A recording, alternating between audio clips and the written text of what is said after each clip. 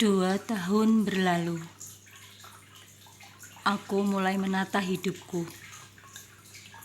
Meski terasa hancur, meski luka ini masih menganga, tapi semua ini harus aku terima. Hingga aku bertemu dengan teman kecilku yang selama ini tinggal dan bekerja di Jakarta.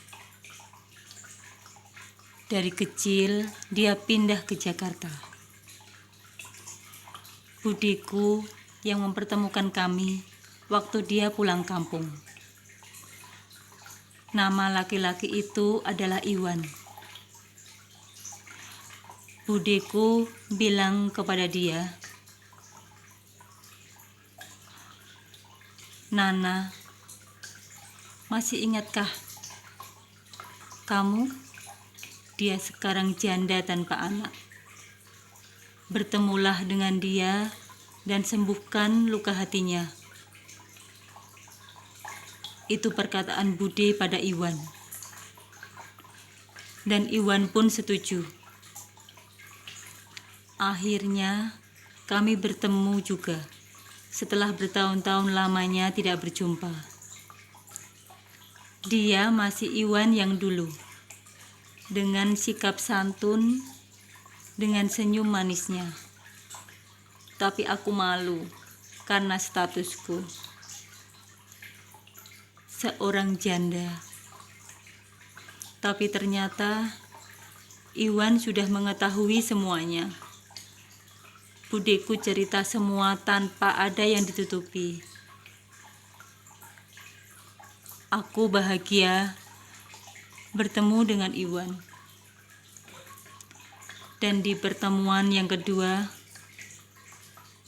Iwan berkata kepadaku,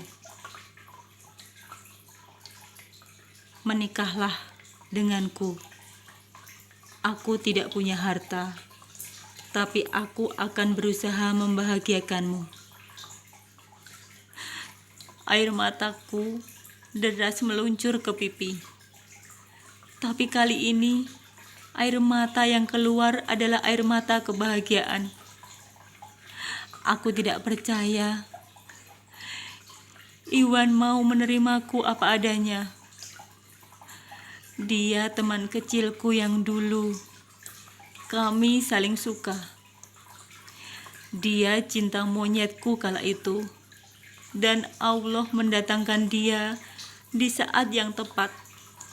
Dia datang untuk menyembuhkan lukaku. Akhirnya, kami pun menikah. Ibuku menangis terharu, mendekapku dengan erat.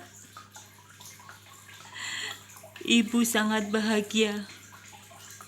Anak perempuannya menemukan pendamping hidup yang benar-benar mencintainya. Setelah menikah, aku ikut Mas Iwan ke Jakarta.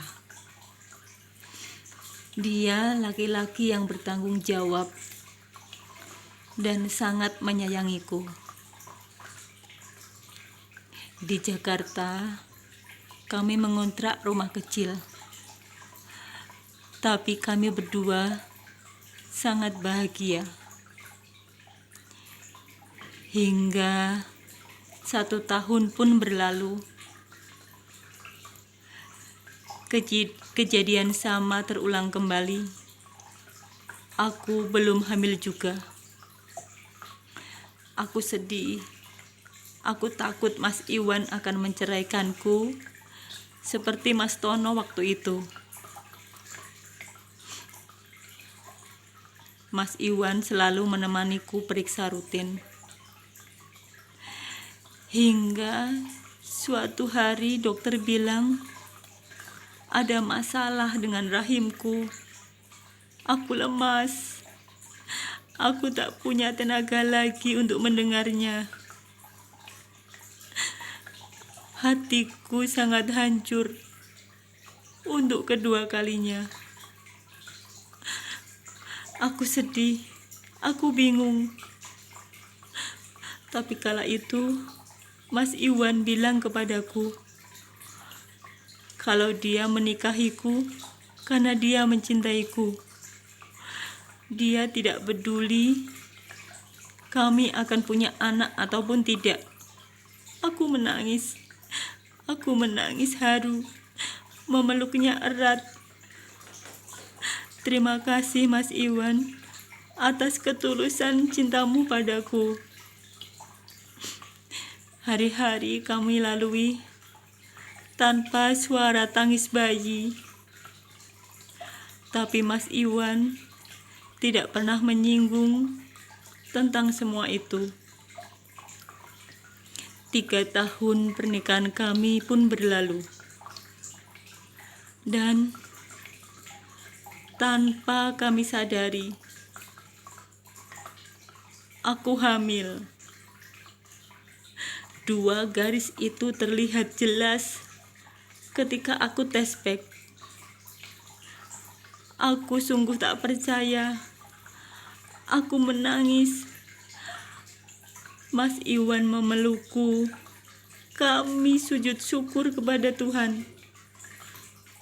Karena akhirnya kami dipercaya dengan menganugerahkan anak kepada kami. Kedua orang tuaku pun sangat bahagia. Akhirnya, dengan mukjizat Tuhan, aku yang divonis dengan rahim yang bermasalah, akhirnya hamil juga. Kami sangat bahagia.